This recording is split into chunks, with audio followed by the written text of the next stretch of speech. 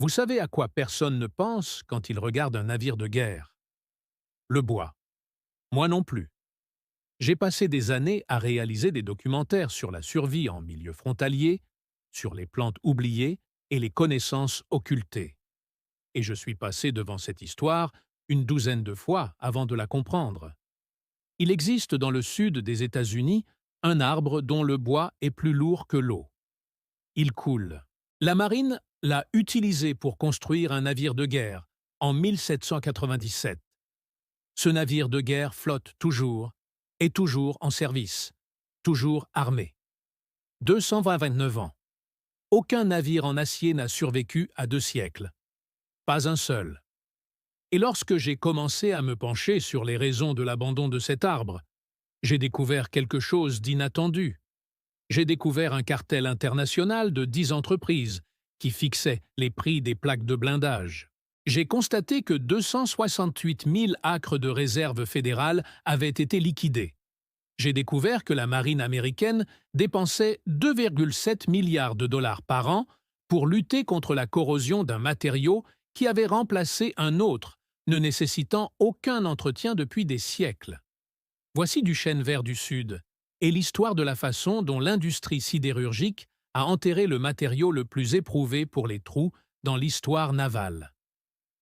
Bienvenue à Buried Garden. Les archives débutent en 1793 dans un bureau de comptabilité de Philadelphie, où un charpentier naval quaker nommé Joshua Humphrey rédige une lettre qui va bouleverser la guerre navale sur 2 continents. Humphrey a un problème qu'aucun ingénieur ne devrait avoir à résoudre. La nouvelle République américaine a autorisé la création d'une marine. Mais la Grande-Bretagne dispose de plus de 600 navires de guerre. La France en aligne près de 300. Les États-Unis n'en ont aucun. Pas un seul. Humphrey est confronté à une arithmétique d'annihilation, en infériorité numérique de 50 contre 1 face à la flotte la plus puissante de la Terre.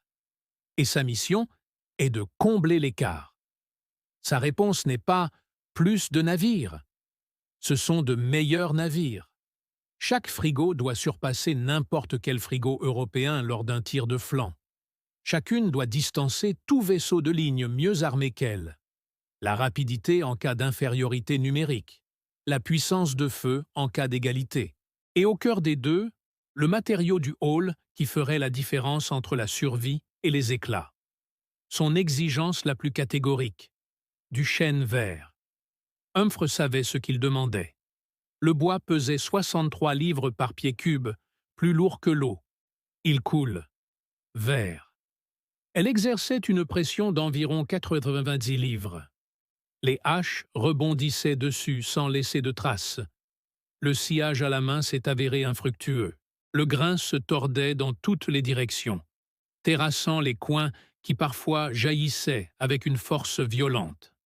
Le bois de cœur, une fois coupé, présentait des motifs qu'un artisan a décrits comme ressemblant à une peau d'animal. La sciure de bois sentait le vin rouge. La surface finie présentait un poli satiné qui masquait la brutalité du processus pour y parvenir. Voici le bois qu'il a choisi pour construire un navire de guerre. Dans sa lettre au financier Robert Morris, Humphrey exposait un calcul à la fois économique et tactique. Le chêne vert coûte 5 fois plus cher que le chêne blanc, mais il dure 5 fois plus longtemps. Coût équivalent sur toute la durée de vie du navire. Il avait raison. Et bien plus encore. Le navire qu'il a conçu a survécu 229 ans et ce n'est pas fini. Le Congrès a écouté. La loi navale du 27 mars 1794 autorisait 6 frigos, tous construits en chêne vert. Humphrey fut nommé maître constructeur naval le 28 juin. Son projet de construction prévoyait une coque de 21 pouces, une structure composite à 3 couches de planches extérieures en chêne blanc, jusqu'à 7 pouces d'épaisseur, une charpente centrale massive en chêne vert jusqu'à 2 pieds de large et 1 pied d'épaisseur et des planches intérieures en chêne blanc. Un seul frégate de 44 canons consommerait environ 460 arbres sur une superficie de 60 acres de forêt. Humphrey ne concevait pas un navire. Il utilisait un arbre comme arme. Tout ce qui rendait la récolte du chêne vert cauchemardesque, son poids, sa dureté, son grain tortueux qui résistait à tous les outils utilisés contre lui, était précisément ce qui lui permettait d'absorber les boulets de canon au lieu de se briser en éclats comme cela tuait des milliers de marins sur tous les autres navires de guerre. Le bois a été choisi. Il fallait maintenant la récolter. Et le récit de cette récolte est l'un des chapitres les plus brutaux des débuts de la logistique américaine. Mais d'abord, Humphrey n'était pas le premier à comprendre cet arbre. Pas avant 2 siècles. En 1565, Pedro Menéndez de Vilis écrivit au roi Philippe II d'Espagne, identifiant le chêne vert comme faisant partie des richesses stratégiques du Nouveau Monde. Les Espagnols en avaient reconnu la valeur pour la construction navale avant même l'existence d'une colonie anglaise sur le continent. 144 ans plus tard, en 1709, l'arpenteur général de Caroline du Nord, John Lawson, a documenté que les constructeurs navals coloniaux estimaient déjà le chêne vert plus que tous les autres bois pour les charpentes et les genoux des navires. Mais à noter que le bois effrayait les scieurs en raison de sa dureté. Ils le voulaient. Ils craignaient de devoir y travailler. Puis vint un témoignage qui aurait dû mettre fin au débat une fois pour toutes. En 1770, le charpentier naval britannique Roger Feather se présenta devant l'amiral T et fit son rapport sur ce qu'il avait découvert à bord d'un navire de Caroline du Sud. Des charpentes en chêne vert de 10 ans, dures comme du fer et pratiquement impossibles à couper. Le chêne blanc du même navire, du même âge, était pourri. Au bout de 10 ans, un morceau de bois a résisté, l'autre s'est pourri. Les preuves se trouvaient dans la même coque. Ces connaissances n'étaient pas nouvelles. Ce qui était nouveau en 1794, c'était la volonté industrielle de l'exploiter à grande échelle et le coût humain de cette exploitation. Le secrétaire à la guerre Henry Knox envoya le charpentier naval bostonien John T. Morgan à Gascoigne Bluff, sur l'île de Saint Simon, en Géorgie. En juin de cette année-là, Jedediah Huntington de New London recruta 60 bûcherons et 50 charpentiers de Nouvelle-Angleterre. Chacun se voyait allouer une demi-guilde d'alcool distillé par jour et l'expédiait vers le sud, dans les marais côtiers de Géorgie. Quelques jours plus tard, les habitants de la Nouvelle-Angleterre tombèrent malades du paludisme. Le camp ressemblait à un hôpital de campagne militaire. Des hommes qui s'étaient apportés volontaires pour un contrat d'exploitation forestière mouraient de fièvre dans un marais subtropical entouré de bois qu'ils ne pouvaient pas couper. Morgan écrivit amèrement à Humphrey qu'il ne pouvait le supporter, que si Morgan était là, il serait mortifié, et que si Humphrey était là, il maudirait le chêne vert. Les haches ont rebondi, littéralement. Une hachette affûtée frappa le tronc et rebondit sans laisser de traces. Le bois ne pouvait pas être transporté par radeau jusqu'au navire qui attendait. Il a coulé. Des bœufs traînaient les poutres à travers les marais salants, mètre par mètre, dans une pénible épreuve. Les expéditions vers le nord, au-delà du cap Hatteras, étaient périlleuses pendant la saison des ouragans. Au moins une goélette chargée a été déviée de sa route par le vent et a failli se perdre. Et le travail le plus dur de tous, le débroussaillage, l'abattage, le transport des poutres à travers les marécages, était effectué par des personnes réduites en esclavage et embauchées par les propriétaires de plantations James Spalding et John Cooper. L'historien du musée de la Constitution, Karl Herzog, l'affirme clairement. Le travail forcé des personnes réduites en esclavage était une solution de facilité que les responsables de la marine et les entrepreneurs considéraient comme essentielle à la tâche. L'arbre qui allait sauver les marins américains a été abattu par des gens qui n'avaient eux-mêmes aucune liberté. Cette vérité se cache à l'intérieur du trou. Paul River, alors propriétaire d'une fonderie âgée de 60 ans, a fourni plus de 8000 livres de boulons, de pointes et d'agrafes en cuivre, ainsi qu'une cloche de 242 livres. Lorsque les boulons en cuivre britannique importés arrivaient trop gros, River les réduisait au diamètre correct dans sa fonderie de North Boston.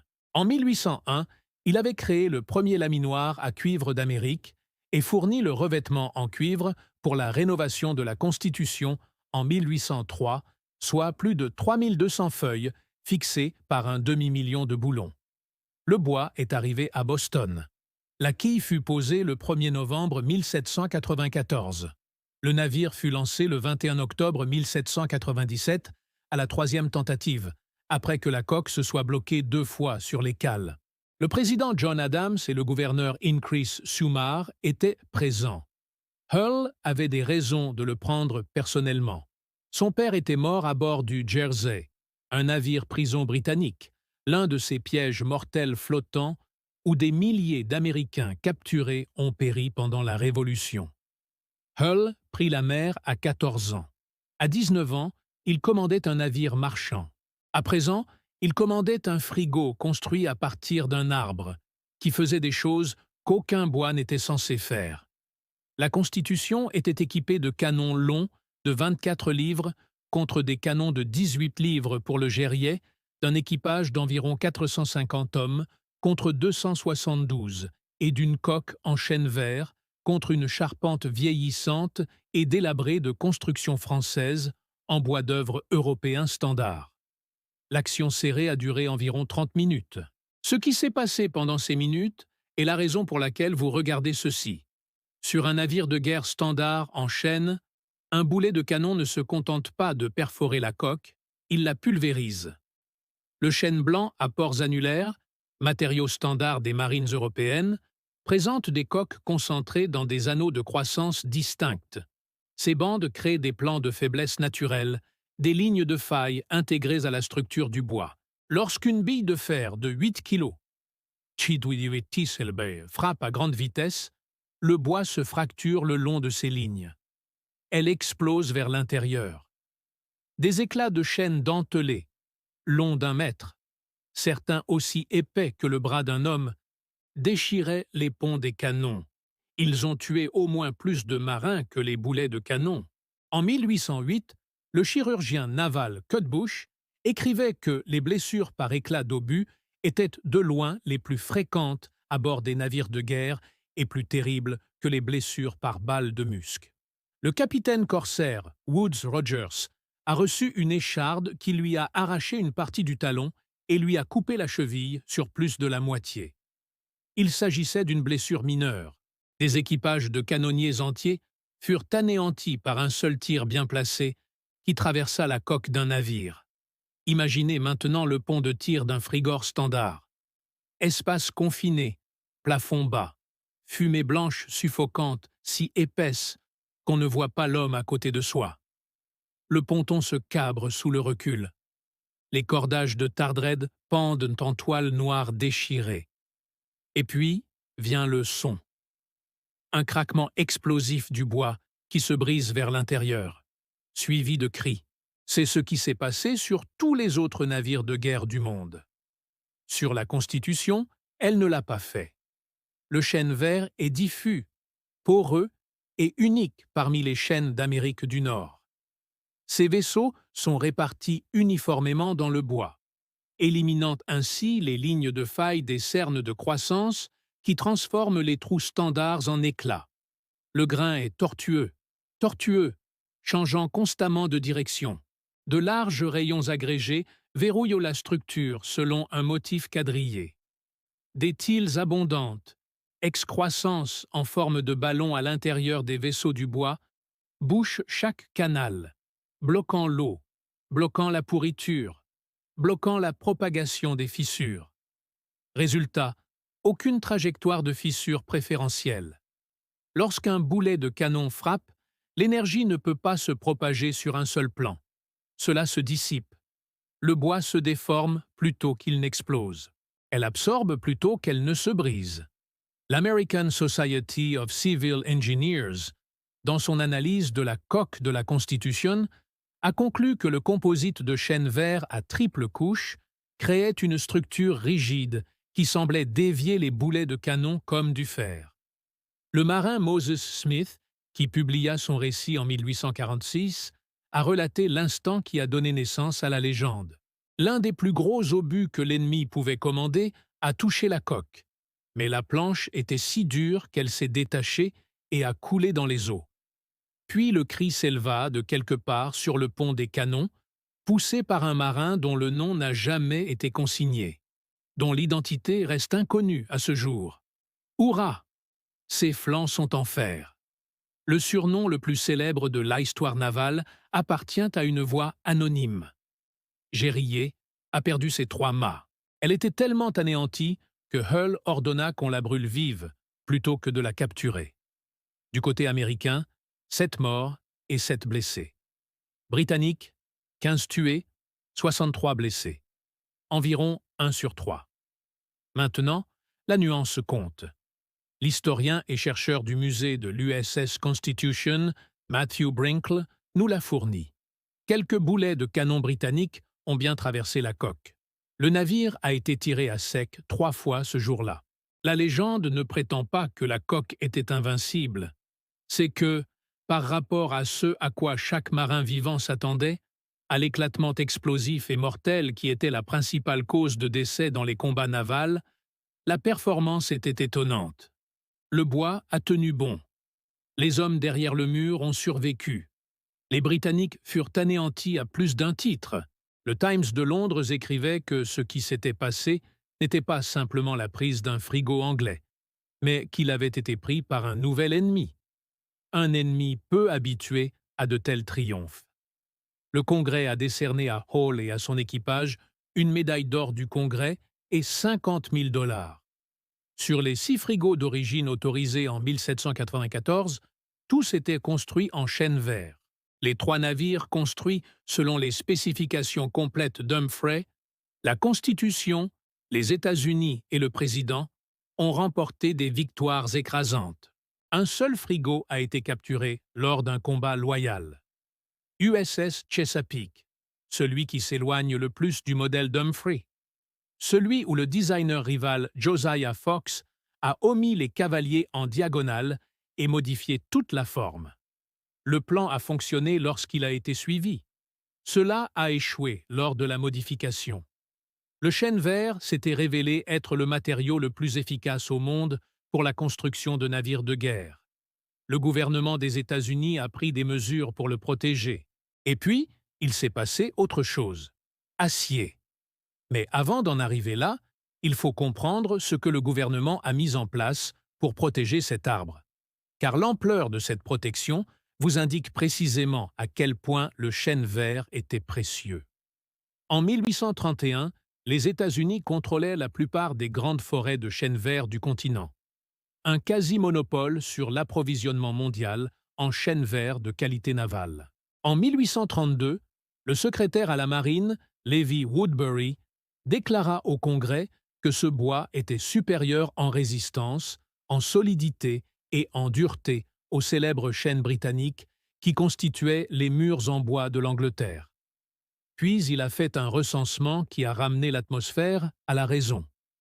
Il restait moins de 150 000 arbres sur les terres publiques, aptes à la construction navale, moins de 10 000 sur les terres privées. Un pays qui ne protégerait pas ses frontières sans cet arbre a adopté 5 lois pour le protéger. La loi sur l'achat de bois naval du 25 février 1799, première loi fédérale sur le bois de l'homme-histoire américaine, a permis l'achat de l'île de Barbe-Noire, en Géorgie, d'une superficie de 5 600 acres. Puis, la loi du 1er mars 1817 a rendu illégal le fait de couper du chêne vert ou du cèdre rouge sur les terres publiques. Amende jusqu'à 500 $. Emprisonnement. Saisie du navire utilisé pour le transport. Le président des États-Unis a été autorisé à déployer des forces militaires pour empêcher les coupes illégales. La loi de 1822 interdisait la vente de toute terre publique contenant des chênes verts.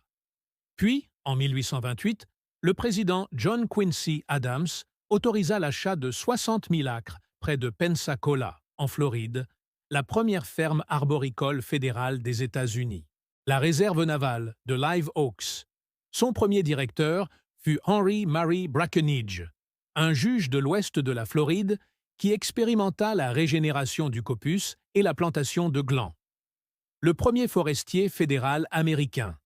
À son apogée, le gouvernement détenait environ 268 000 acres de réserves de chênes verts en Louisiane, en Floride, en Alabama et au Mississippi. Un quart de million d'acres protégés par 5 lois fédérales et gardés par l'autorité militaire. Voilà la valeur de cet arbre. Et au milieu de toute cette protection, les pirates du bois. Dès 1775, des bandes de voleurs organisés pillaient les forêts publiques, de la Floride à la Louisiane, vendant du chêne vert volé aux Espagnols de la Nouvelle-Orléans. En 1784, jusqu'à 300 loyalistes britanniques ont pillé l'île de Cumberland, en Géorgie, et expédié le bois vers les Antilles. En 1826, les géomètres ont signalé que plus de la moitié des chênes verts de la côte atlantique de la Floride avaient été volés coupés jusqu'à 24 km à l'intérieur des terres, soit 560 000 mètres cubes disparus probablement consommés à l'étranger. Et voici le détail qui frise la comédie. La marine achetait souvent, sans le savoir, son propre bois volé. Du bois prélevé illégalement dans les réserves gouvernementales a été vendu aux chantiers navals du Nord. Le gouvernement fédéral payait pour des arbres qui lui appartenaient déjà. L'agent fédéral des forêts Isaac Willard a obtenu 37 mises en accusation contre des voleurs de bois dans les années 1850. La foule a libéré ses prisonniers. Il a été arrêté 2 fois pour contre-accusation. Il a finalement fait appel à des marins armés de l'USS Michigan pour assurer la garde de ses accusés. Voilà à quel point les gens se sont disputés âprement cet arbre. Puis vint le 8 mars 1862. Hampton Roads, Virginie. Le CSS Virginia, construit sur la coque sabordée de l'USS Merrimack, attaqua une flotte en bois de l'Union. Il a éperonné et coulé l'USS Cumberland. Il a incendié l'USS Congress. Les navires de guerre en bois étaient impuissants. Le lendemain, l'USS Monitor engagea le Virginia dans un duel de 4 heures. Aucun des 2 cuirassés ne pouvait percer le blindage de l'autre. L'ère des navires de guerre en bois prit fin ce week-end-là. Le procédé Bessemer, breveté en 1855, a permis la production en masse d'acier abordable. La production britannique d'acier est passée de 50 000 tonnes à plus de 1,3 million de tonnes par an en 25 ans. La marine d'acier de l'US Navy a commencé avec les navires ABCD, les croiseurs Atlanta, Boston, Chicago et le navire de dépêche Dolphin, autorisé le 3 mars 1883 avec un financement de 1,3 million de dollars. Le secrétaire Benjamin Tracy a milité pour une flotte de cuirassés en acier opérant sur 2 océans. Le chef-d'œuvre du capitaine Alfred Le Maya datant de 1890.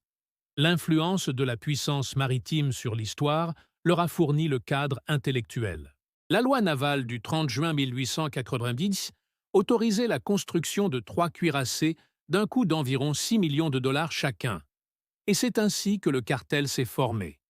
Carnegie Steel et Bethlehem Iron sont devenus les principaux fournisseurs de plaques de blindage. En 1894, 10 grands producteurs, Vickers, Armstrong, Krupp, Schneider, Carnegie et Bethlehem, formèrent le Harvey Syndicate, un cartel international d'armure présidé par Albert Vickers. Les plaques de blindage se vendaient entre 574 et 671 $ la tonne. Le Congrès a déterminé que Carnegie et Bethlehem ne se faisaient pas concurrence et tiraient les prix de manière abusive. L'acier peut être monopolisé, breveté, tarifé et vendu à la tonne sur les marchés à terme. Un chêne vert ne le peut pas. Elle pousse dans un marais, à son propre rythme, sans être soumise à aucune chaîne d'approvisionnement. Cette indépendance, le fait qu'aucune entreprise ne puisse contrôler l'approvisionnement en arbres, constituait au final sa plus grande vulnérabilité. Non pas au boulet de canon, mais à la capitale.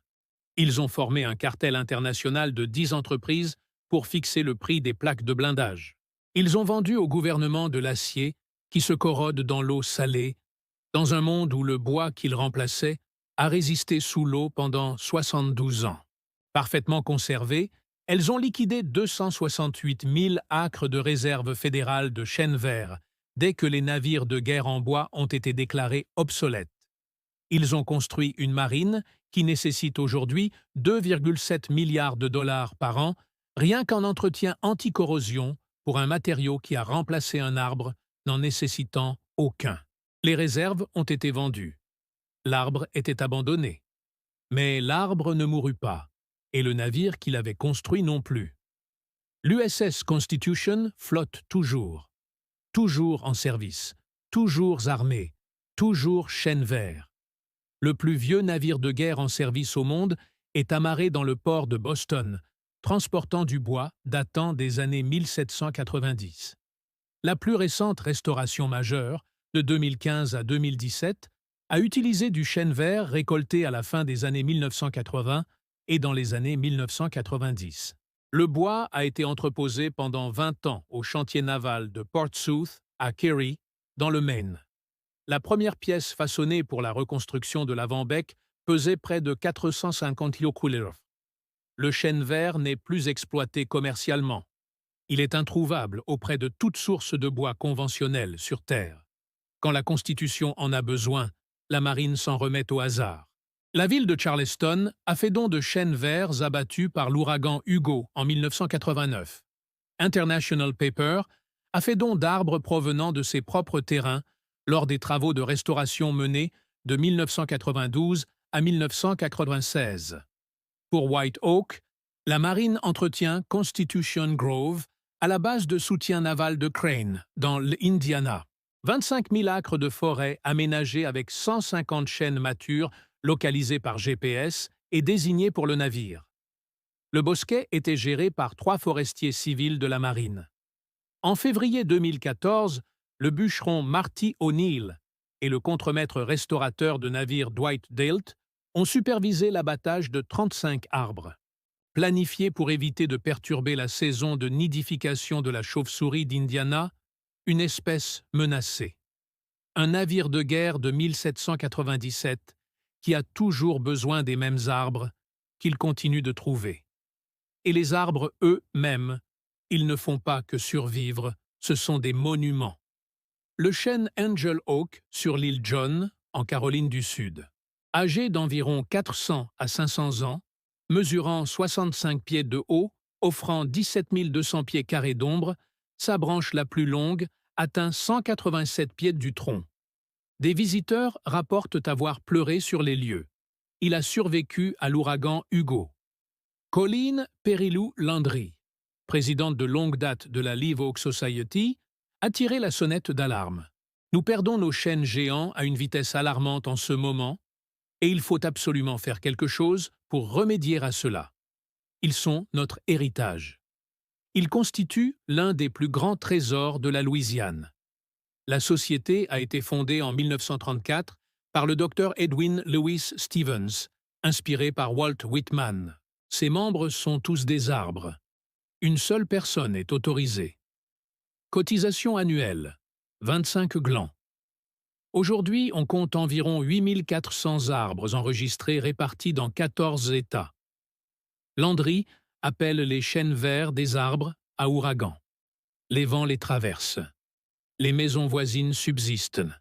Des gens ont grimpé dans leurs branches pendant des ouragans et ont survécu. Le premier président de la société, l'écluse brisée à Taft, en Louisiane, d'une circonférence de 35 pieds et d'un âge estimé à plus de 500 ans, a été perdu à cause de la pollution en 1968. Le modèle ici n'est pas unique. Cela se répète.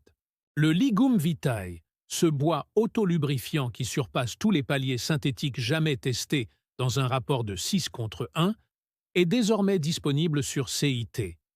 Annexe 2 comme espèce menacée. Le marché qui aurait pu assurer la pérennité des arbres a été détruit par les alternatives synthétiques qui ne peuvent rivaliser avec eux. 220 000 livres de chanvre utilisés pour équiper l'USS Constitution ont été effectivement interdites par la loi sur la taxe sur la marijuana de 1937, précisément au moment où DuPont commercialisait le nylon. L'oranger OH, la haie vive haute comme un cheval, solide comme un taureau et serrée comme un cochon, a été remplacée par du fil de fer barbelé à 20 cents la perche. Le comble de l'ironie, c'est que les poteaux de clôture en oranger sont devenus les poteaux de prédilection pour tendre le fil de fer barbelé qui les a remplacés, car le bois dure plus longtemps que le fil. Des matériaux naturels aux performances éprouvées depuis des siècles, abandonnés non pas parce que des alternatives supérieures sont apparues, mais parce que des alternatives industrialisables sont apparues. Des matériaux qui pourraient être possédés, contrôlés et tarifés. Ils ne vous diront pas que la marine américaine dépend encore d'un arbre pour maintenir à flot son plus vieux navire de guerre. Un arbre qui poussait avant même que la Constitution ne soit écrite. Ils ne vous diront pas que les coûts annuels liés à la corrosion marine atteignent 2,7 milliards de dollars rien qu'aux États-Unis pour un matériau qui a remplacé un matériau ne nécessitant aucun entretien pendant des siècles. Ils ne vous diront pas que des chênes verts coupés dans les années 1850 et conservés sous l'eau pendant 72 ans ont été retrouvés parfaitement préservés, alors que les navires en acier qui l'ont remplacé nécessitent une peinture constante, un revêtement constant, une protection cathodique avec des anodes sacrificielles en zinc et des passages réguliers en cale sèche pour survivre une seule décennie. Un bois de construction navale plus lourd que l'eau. Un matériau qui coule et qui flotte pourtant. 229 ans plus tard, dans le port de Boston, à l'intérieur de la coque de vieux flancs de fer. Le chêne vert ne s'élève pas vers le haut. Il s'étend à perte de vue. Ses membres s'étendent horizontalement, retombent jusqu'au sol, plongent sous terre et réapparaissent. Elle pousse à son propre rythme. Elle ne répond à aucune chaîne d'approvisionnement. Il ne peut être fondu, forgé, laminé, ni vendu sur un marché à terme. Elle ne demande rien d'autre que de la terre et du temps. Et elle restitue du bois qui arrête les boulets de canon. Il ne se corrode pas. Il n'est pas nécessaire qu'un cartel en fixe le prix. Il ne nécessite ni four Bessemer, ni procédé Martin-Siemens, ni laminoir. Cela ne nécessite ni mine, ni fonderie, ni usine de fusion, ni brevet. Il pousse dans un marais. Il résiste à la pourriture pendant des siècles. Elle se renouvelle à partir d'un gland. Et elle est toujours là, à l'intérieur de la coque du plus vieux navire de guerre de la Terre. Holding. Ils l'ont remplacé par de l'acier. L'acier se corrode. Le bois perdure. L'arbre a eu gain de cause. L'histoire a oublié d'écouter. Mais vous l'avez fait. Chaque JM et chaque partage préserve ce que ils ont tenté de effacer.